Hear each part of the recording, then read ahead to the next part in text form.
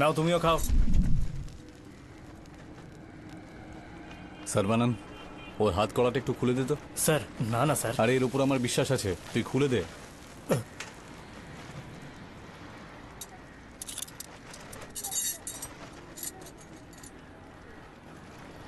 Sir খাবারটা কেমন? খাবার টেস্ট আমরা পরে ভালো করে নিয়ে নেব, আগে অ্যাকিউজকে কোর্টে হাজির করতে হবে। এই কোথায় তুই? আর কতক্ষণ সময় লাগবে? আমরা দুজন কখন থেকে আরে আমার ফোন! চল চল চল, ধরো এটাকে, আমার ফোন নিয়ে চলে যাচ্ছে।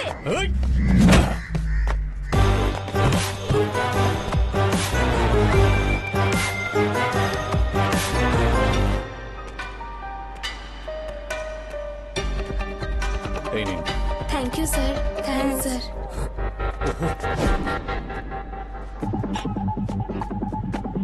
সর্বানন্দ, ও যেন পালাতে না পারে। এই, ধরো। এই, দাঁড়া, এই, দাঁড়া। তোকে তো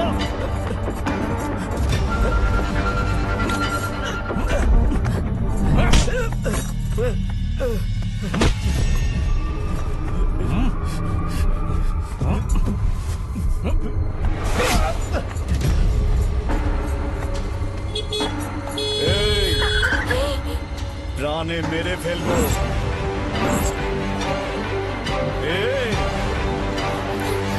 প্রাণে মেরে ফেলবো, চল চল চল।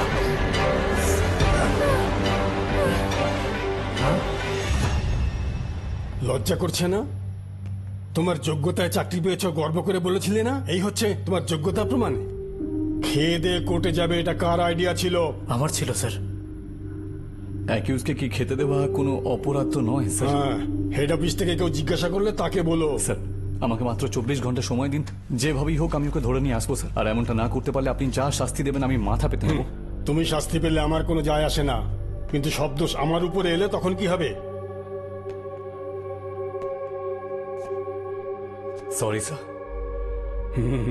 দোষ আমার।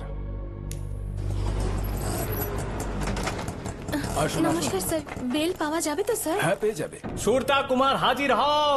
নমস্কার স্যার। তুমি কি তোমার বন্ধু মাল্লিককে খুন করেছো? না স্যার, আমার বন্ধুর জন্মদিনে আমি ওকে একটা চেন দিয়েছিলাম স্যার, তার জন্যই এনারা আমাকে সন্দেহ করছে। তোমার কি সমস্যা হয়েছে? আমার বুকে একটা মেশিন লাগানো আছে স্যার।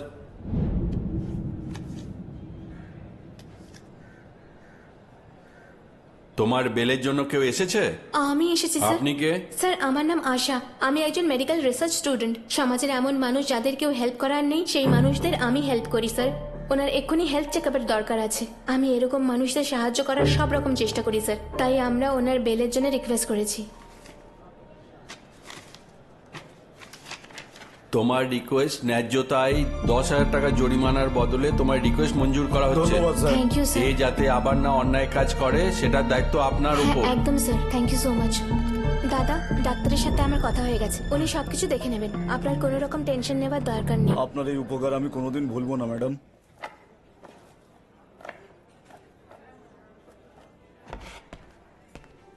স্যার কি হয়েছে? একটা চেন মিসিং স্যার।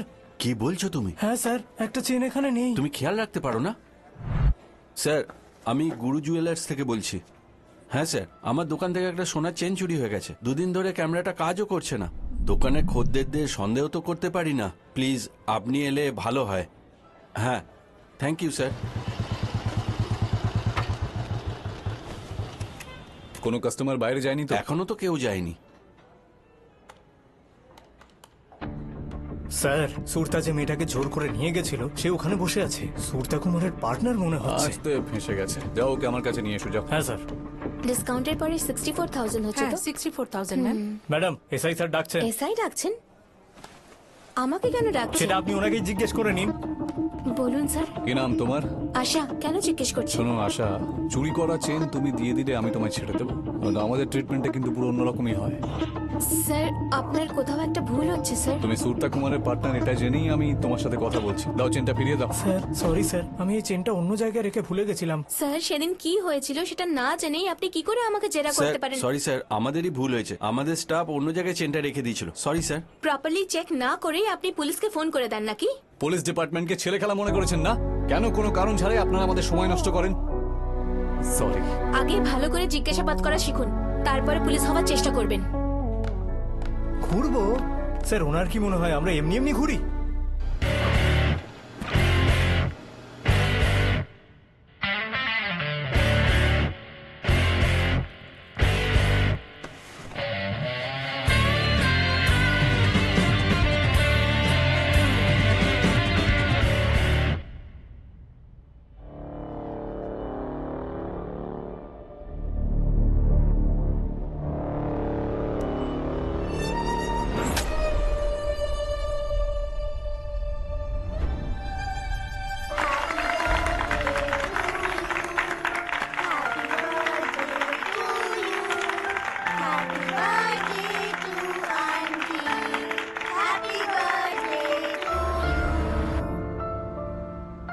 আরে এভাবে কেন দেখছো?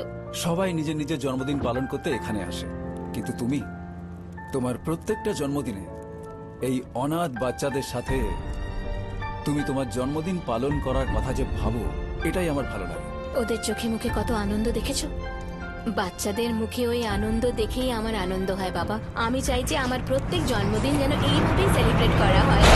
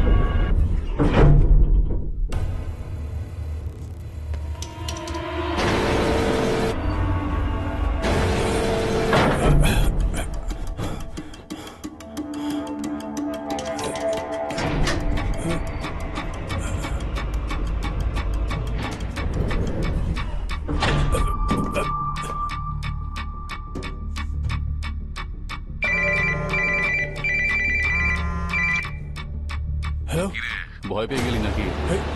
কে তুমি? হ্যাঁ, তোর বাবা। এই, আমার সাথে খেলো না। তুমি জানো আমি কে? 10 সেকেন্ডের মধ্যে জানতে পেরে যাবি। এখন তো তুই 8 তলাতে আছিস, ওখান থেকে লিফটটা যদি পড়ে যায় নিচে তাহলে কি হবে জানিস তো?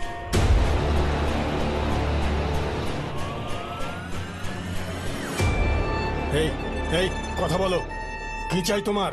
হ্যাঁ, তোর প্রাণ। এই এই এই কি বলছো তুমি? এই এই চিৎকার কর, যত জোরে পারিস চিৎকার কর, কেউ বাঁচাতে আসবে না তোকে। Hello, police station. আমি রত্নম বলছি। এম রত্নম নাকি? এই চুপ কর। তো ইন্সপেক্টর রত্নম ফোন করেছেন নাকি? তা নাহলে আর কে? উনি কিভাবে কথা বলে তুমি জানো?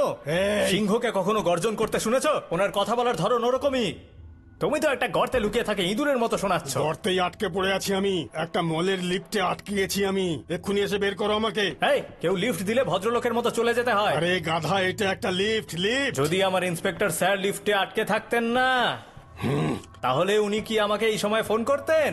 ওনার রাগের চোটে ওই লিফট ভেঙে চুরমার হয়ে যেত। গাধা, ফোন রাখ। এই শ্রবণ,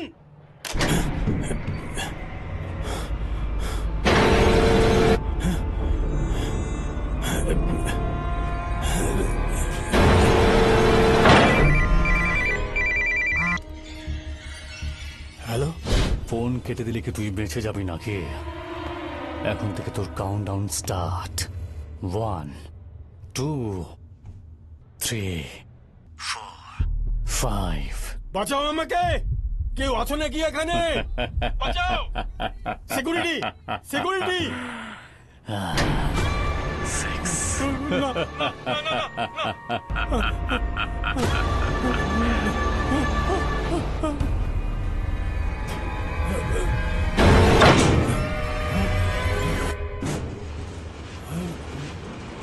কি হলো স্যার, ভয় পেয়ে গেছেন?